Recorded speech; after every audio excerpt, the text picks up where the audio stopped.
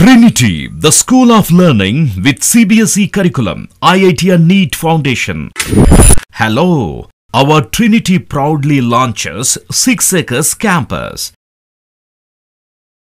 Trinity, the School of Learning, a CBSE curriculum, school with outstanding academic team from all corners of the country, boasting state-of-the-art modern facilities with a strong emphasis on IIT, JEE, NEET Foundation. Facilities offered: AC classrooms, digital smart screen in every classroom, digitally supported CBSE curriculum, outstanding academic team, student-centric learning supportive curriculum, IIT, JEE and NEET Foundation program, physics, chemistry, maths laboratory, music, dance room, spacious AC library, hostel facility available, sports offered: cricket, football, volleyball, basketball, badminton, skating, swimming, archery, athletics, table tennis and yoga. Admission జరుగుతున్నవి. వివరాలకు సంప్రదించండి.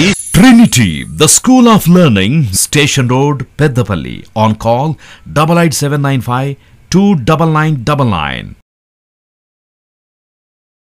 नमस्कार, मी आहे वैष्णवी कथलकर. आपण बघत आहात CTV news नजर प्रत्येक बातमीवर.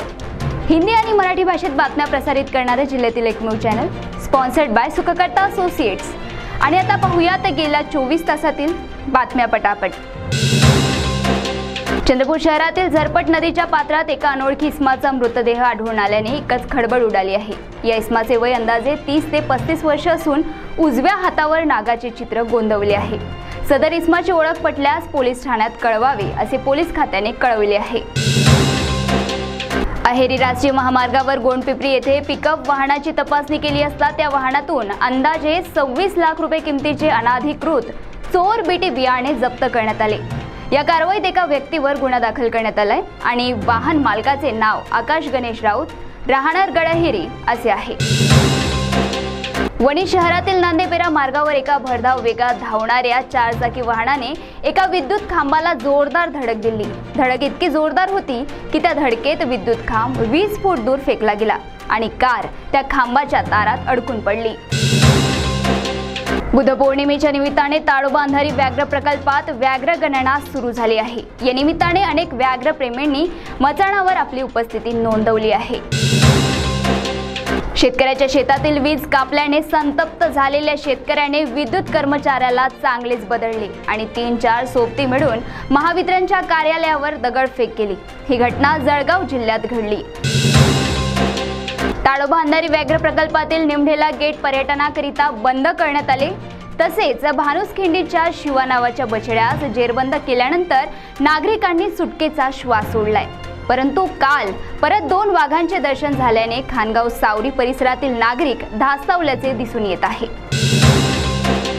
छत्तीसगड राज्यात आणि महाराष्ट्राच्या सीमावर्ती भागात पोलीस आणि नक्षल्यांची चकमक उडाली. या चकमकीत 7 नक्षल्यांना कंठस्नान घालण्यात पोलीस दलाला यश आले असून नक्षल्यांविरोधात सुरू असलेल्या मोहिमेचा हा एक भाग आहे असे पोलिसांनी कारवाईनंतर सांगितले. तेंदूपत्ता संकलनाकरिता विदर्भातील अनेक मजूर परप्रांतात जात असतात. चंद्रपूर जिल्ह्यातील निलज येथील जयराम ढोरे आपल्या सहकाऱ्यासमवेत राजस्थान येथे तेंदूपत्ता संकलनाकरिता गेला होता. सकाळी तो शौचास जातो म्हणून गेला, परंतु परत आलाच नाही. सहकाऱ्याने शोध घेतला असता तो मृतावस्थेत आढळला. यवतमाळ जिल्ह्यातील मसोबा तांडा येथे एका कौटुंबिक कार्यक्रमानिमित्त मटणाचे जेवण ठेवले होते. रात्री जेवल्यानंतर काही मटण शिल्लक होते. ते दुसऱ्या दिवशी काही लोकांनी खाल्ले. त्यात 19 जणांना विषबाधा झाली असून यात लहान मुलांचाही समावेश आहे.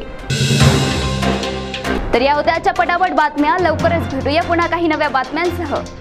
तोपर्यंत अशाच बातम्यांचे अपडेट घेण्यासाठी बघत रहा विदर्भातील अग्रणी सीटीव्ही न्यूज नजर प्रत्येक बातमीवर.